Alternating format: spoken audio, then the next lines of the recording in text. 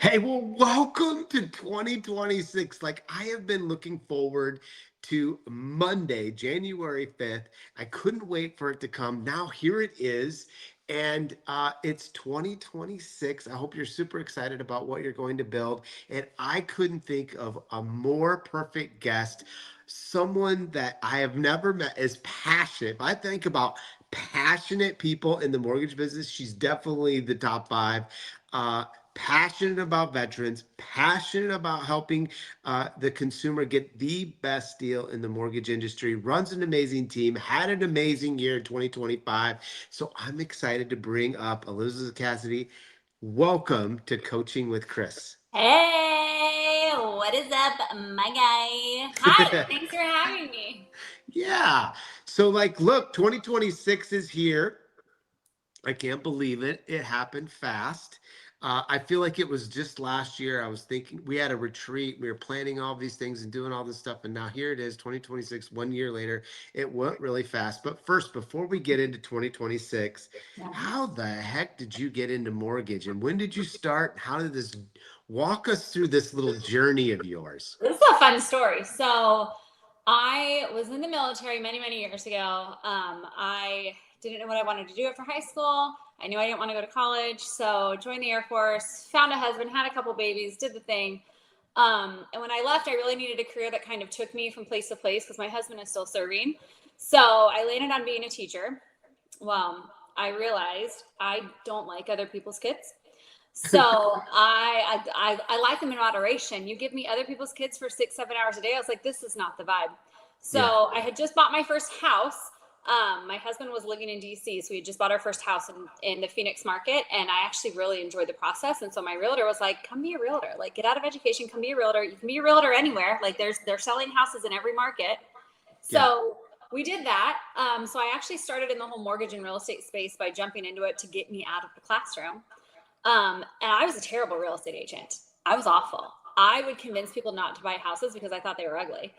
And Oh, I was selling like, I don't, between 15 and 20 houses a year. So I wasn't breaking any records by any means. And sure. I remember my team lead at the time pulled me in and she was like, "You're great. Like, people really like you, your energy. You got to stop telling people that the houses that they like are ugly." I'm like, "But they are ugly." So they had to kind of taper me back in that sense. But I really enjoyed the time when the mortgage peeps came into the office to talk to Mm, us about that. I had a background in math. That was what I taught when I was a teacher. So I always kind of flocked into the mortgage space and like really wanted to talk numbers. And I realized, like, if I'm being fully transparent, I realized I could still be involved in the real estate process without having to drive around in my car all day and put on pants. I put on mm. pants for this meeting, don't worry. Hey, well, thank you. But Thank you're you. welcome.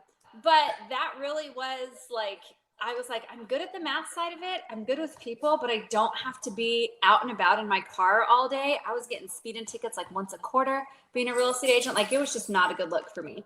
So I jumped over and moved into the mortgage space in 2020 and February of 2020 and did not look back. What a time to get in the mortgage business. I listen, Uh, I was not one of those COVID boom mortgage people thinking that refinances are falling out of the sky. I jumped into it. Like, I think I took my test in January and we were still operating as normal, like a normal society at that point. I just knew I wanted to do different. I had just moved to Central Florida. So we moved to Central Florida in the fall of 2019. okay. So I decided on a whim on my 30th birthday, I was not going to transfer my real estate license to Florida. I was instead going to go full blown into mortgage. So that's what I did. And here we are. Here you are. And then you didn't like work as a loan partner. You didn't work underneath no one's team. You just went straight in and became a mortgage loan officer. I joined a retail company. Okay. I didn't know very many people when I moved out here, but there was another loan officer who was a branch manager. I feel like they put that title on a lot of people, but we're trying to be more positive in 2026, Chris. Okay. Um, All right.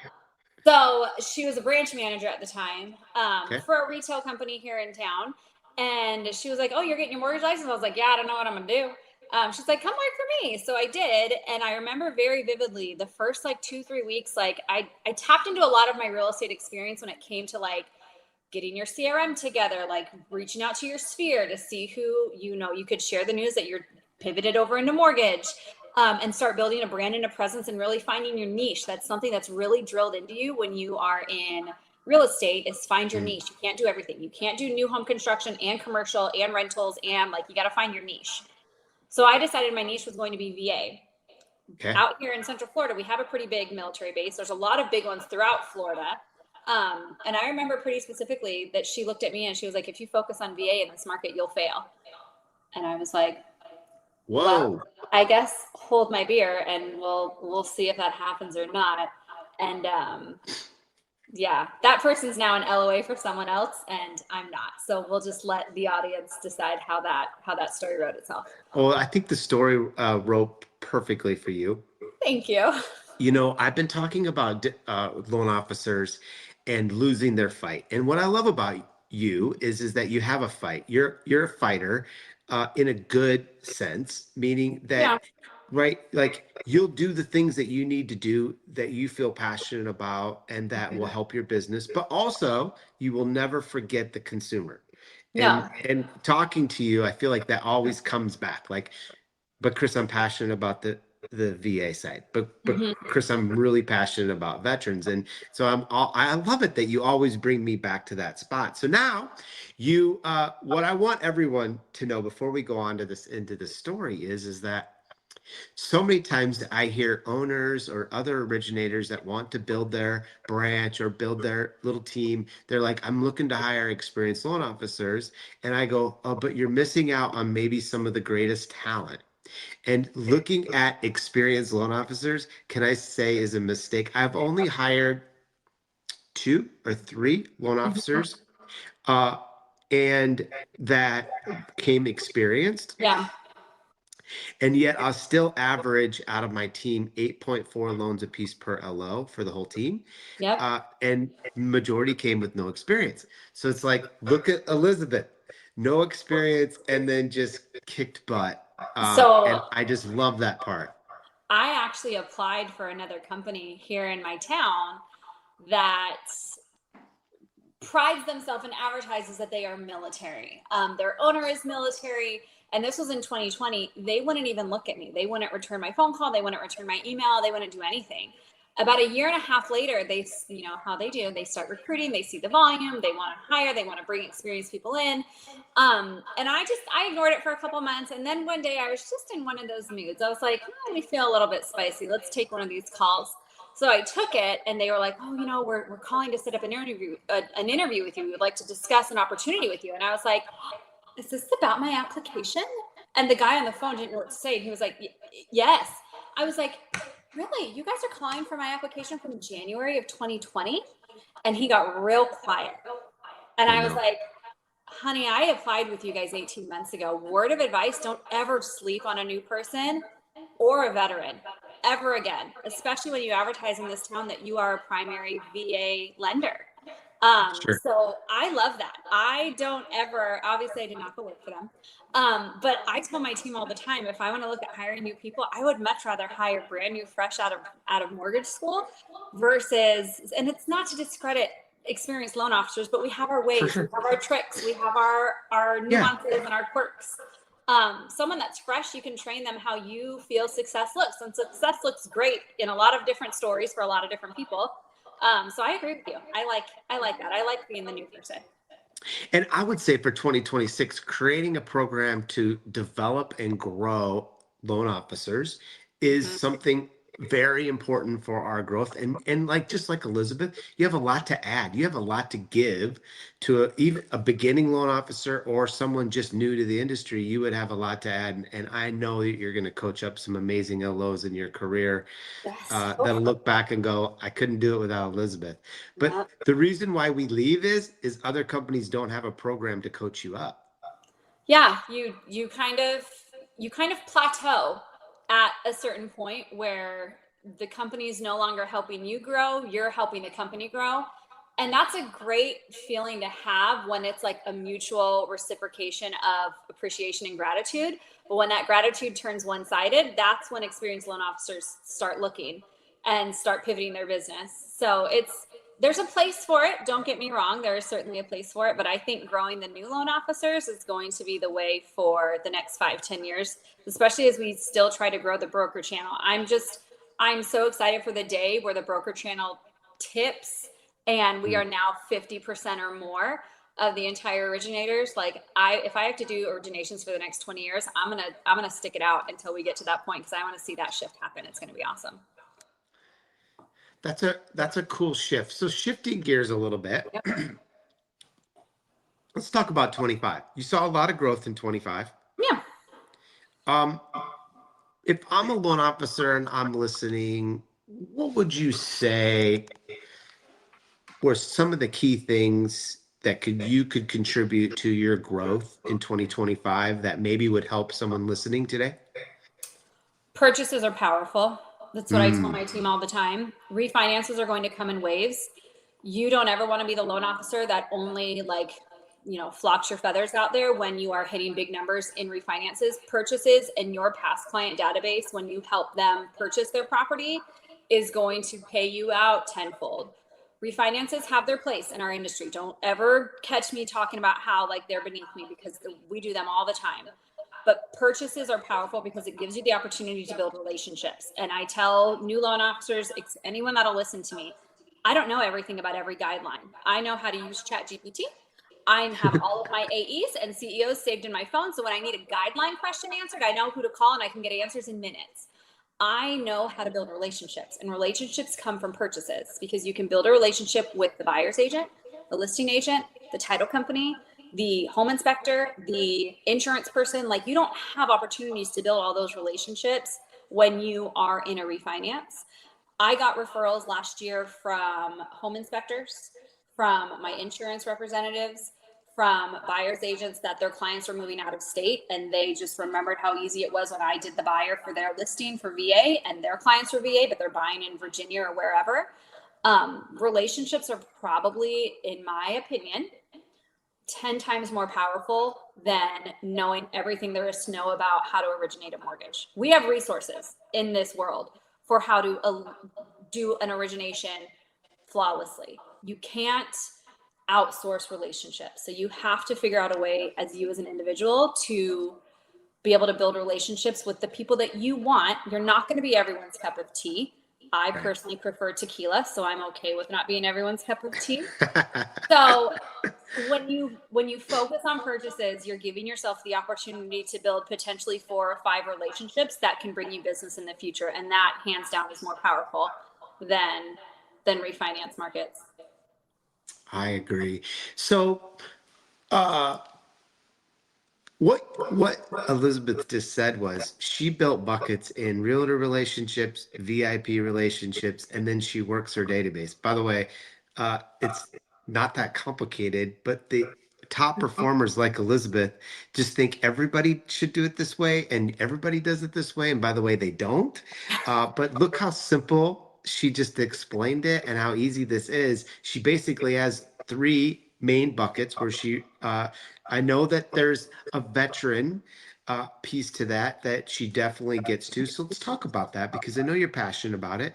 Yeah. How do you work the veterans community, and what are some things that are easy for you and to be able to connect to? Obviously, you're a veteran, your husband's still serving. Like, there's obviously that connection, but how do you work or get leads through that niche? I mean, I have a big presence on social media. Okay, so When social media is one. Well, social media, if you remember, nobody was having in-office meetings. Nobody was doing showings. Open houses were non-existent for essentially the first 18 months of me being from real estate into mortgage. So Right. I built my entire referral network on social media. My first meeting with one of my very first agents that I closed a loan with him last week. His name is Brandon. I met him through a Facebook message, and I just straight up cold Facebook messaged him and was like, hey, I'm just here to put myself out there. I'm a new loan officer in town. I'm not new to the real estate game. I'm prior military. You are military. I think we should talk about how we should serve our people together better. And in 5 minutes, he said, hey, call me. That doesn't happen all that frequently like that.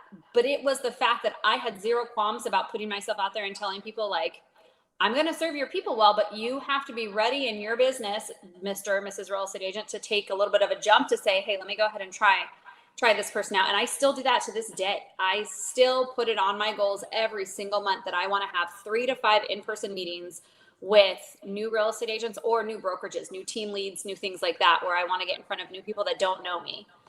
And you didn't pretend. No. I'm new. I'm Yeah. like, this is who I am.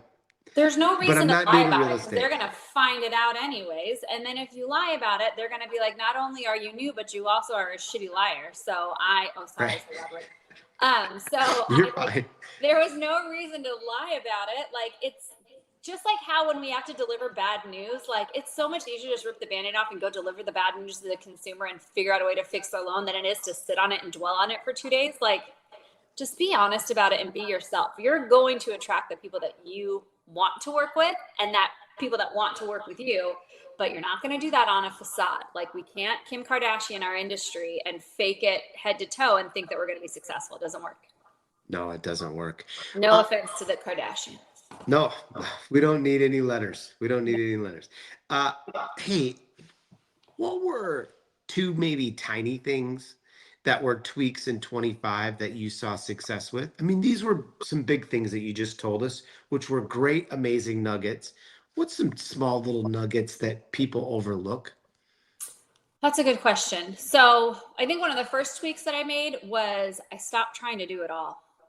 Like, I Oh, stopped trying to be at every broker open, every event, every sponsorship. And it was not about the money at all. I stopped trying to be everywhere because I talked to I guess that was one of the biggest tweaks. I started having more open and candid conversations with some of my best referral partners. And yeah. I said, if you could control what my business looks like, knowing that you partner with me in mortgage, what would that look like for you? And they said, Elizabeth, get out of the market so much and get behind your computer more. I was like, fair is fair. Like, so one of the shifts I made was I shifted away from, like, maybe having it 50-50, like networking and trying to build new relationships, to like an 80-20, Okay. where they want me behind the computer more, like lead generating from behind a screen, from talking, processing through applications, from refollowing up on old dead leads, from figuring out difficult files. And I have a team that is, I would run someone over if they tried to take my team from me. I have a team that handles it and they are flawless. I But believe you, by the way. I believe you. I would call someone for bail money. I'd be like, Chris Vincent, remember when I told you on your TV show I was going to run someone over? I did it. I need some bail money. But that was one of the tweaks I made, was I stopped trying to be everything to everyone. I really Hmm. determined what the important things were and what was going to get me in front of the most people for the least amount of time. Notice how I did not say anything about the money piece. Like, if sponsoring an event cost me $1,000, but it got me in front of 400 realtors, guess what I was doing? I was writing a check for $1,000. It's okay. But I stopped trying to consume my days all day, start to finish, with let's just go out and network. Let's serve on every committee. Let's be at every event. Let's go to every broker open. Let's pop into 30 open houses.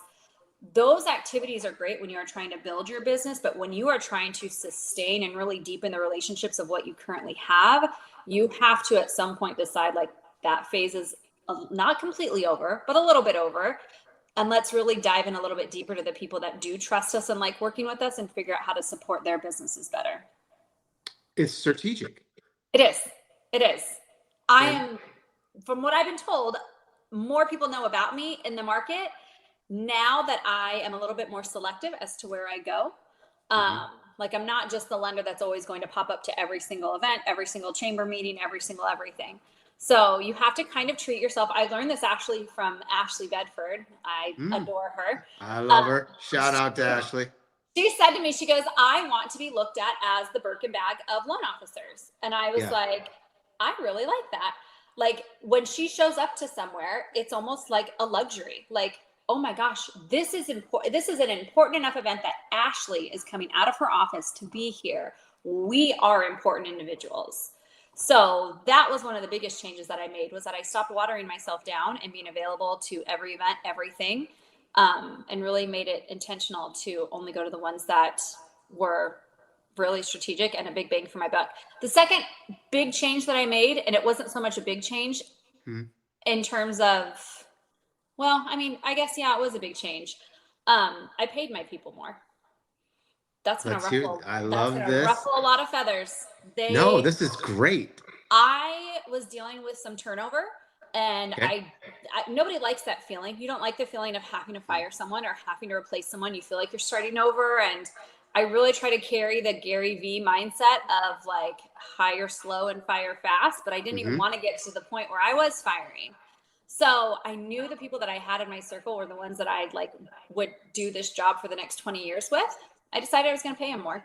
No job change requirements, no anything. I just wanted to, I made a conscious decision. I was going to appreciate them more. When I did that with nothing expected in return, crazy how this works, they started working harder. Like everyone's answering their phones on Saturdays. Never expected it, never asked for it, never put it on requirements. I just forthcoming showed them like, I really appreciate how dedicated you are to this chaos that we're running here. So you do with it what you want. And they all received it very, very well. So it's a big old happy family right now. We love it. And you paid them more probably on their base pay than a bonus. Yeah, but I mean both of them. Yeah, but yeah. So just got a question in. An additional question are you paying a salary or did you just pay a salary per file, of course? And in probably the true answer is that you did a little bit of both. A little bit of both. Yep, it's a combination of both. A little bit of both. Yeah. Do you pay by per file or do you pay by basis points of loan amount? Per file.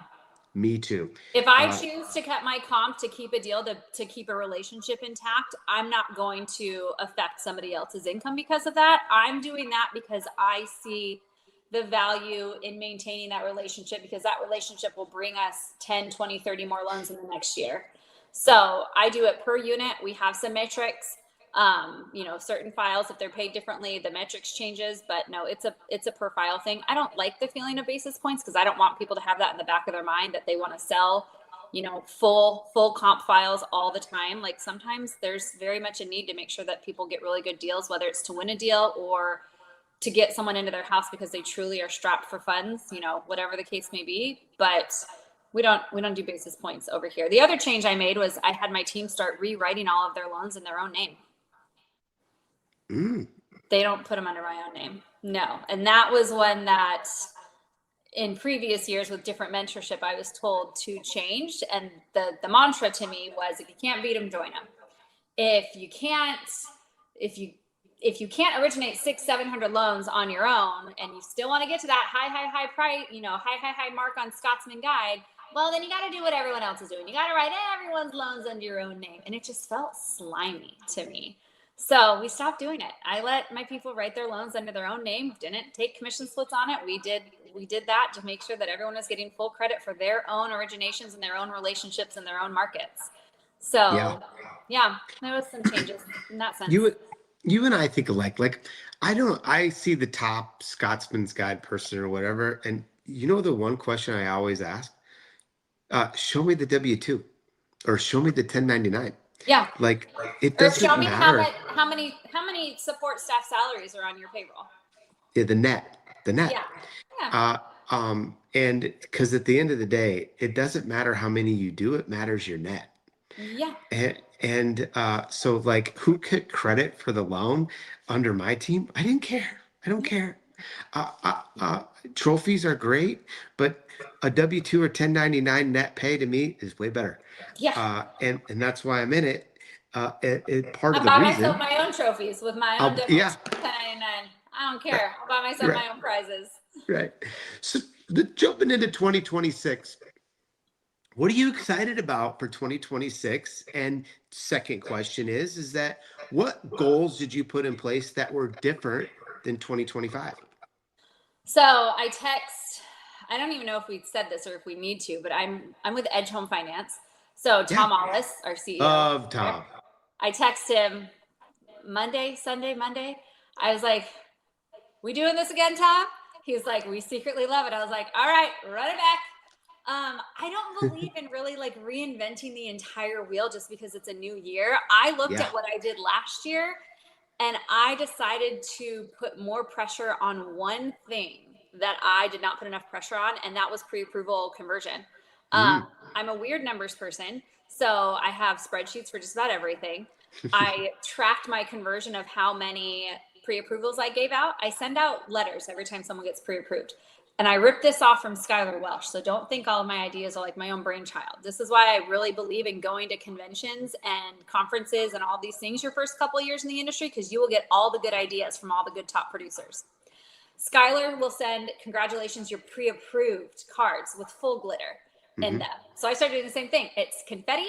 It's a pre-approval card. I have pictures of it. Like, I have people text me. They're like, Elizabeth, we know that anytime we get something from you, we have to open it above the trash can. So, and it's a total vibe thing. So I was tracking all of my pre-approvals, like who was converting into an actual closed unit.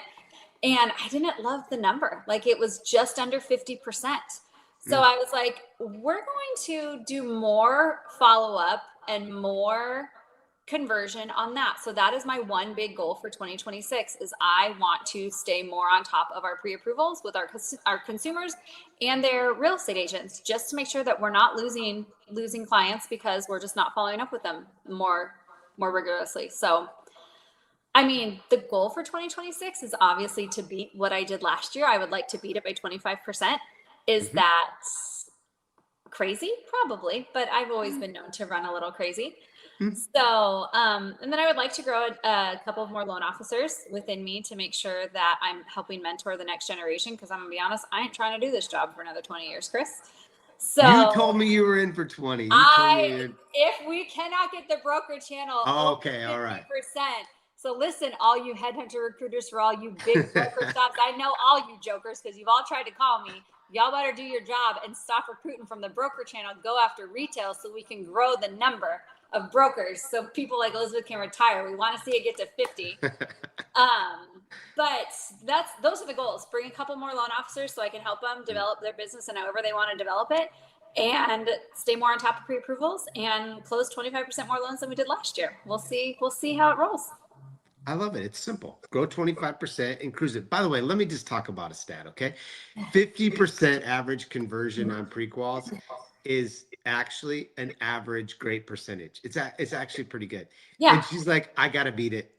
And I love that you've looked at that, like looking at data and looking at where you get your pre-approvals from and the conversion rate from different sources Mhm. also tells another story. Like, Yes. is this set of realtors as good for me to get to convert as the other set? There's multiple different situations there, but good for you for looking at that convert from pre-qual to close. That is a great number to concentrate on. And by the way, she said this kinda. She said, I don't need more customers, I just need to convert better. Yeah. Which in the end will get her 20 to 25%. I sent out I think on my list, I sent out over 280 pre-approvals last year. So, it's not that I need more leads to work. I mean, don't get me wrong, everyone will take more leads to work in this industry, Yeah. Yeah. but I need to do better internally at converting more of them, and we don't have to constantly be chasing.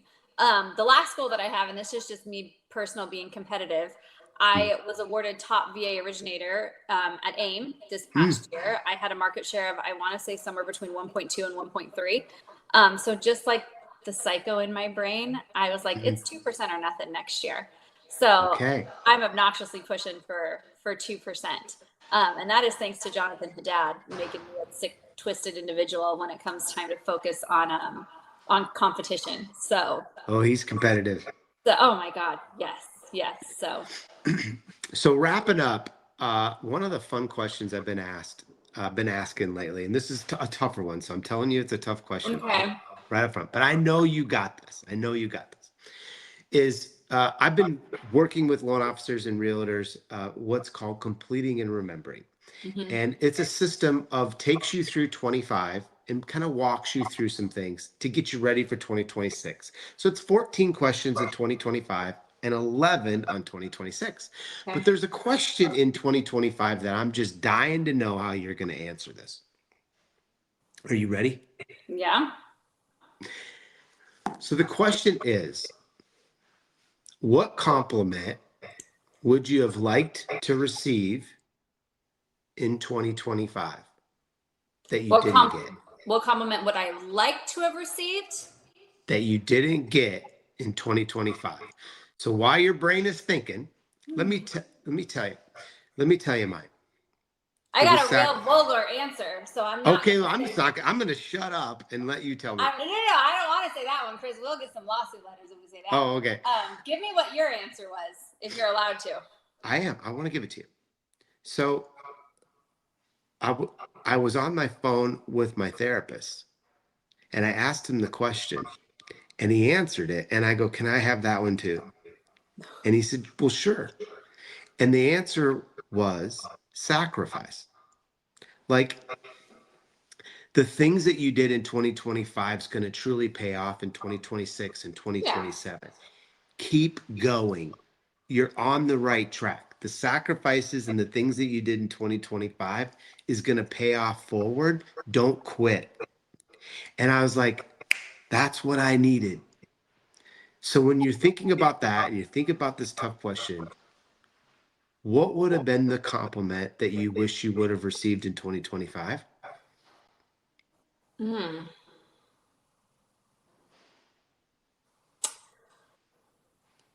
Oh, geez. I wish. I don't know. Can I give you one that I That's think you should have deserved? yeah. This is a hard. I have one in my mind, but it's a little bit too. It's not too personal for me, but I think it would throw someone else under the bus, so I'm gonna probably not use that one. Okay, we won't use that one, but Um, like, look, I think you deserved more credit. I really do. I feel like the things that you did for the broker channel, the willingness to give back, your ability to be able to involve into AIM, the things that you're doing for veterans, and how you're growing your branch, like, good job.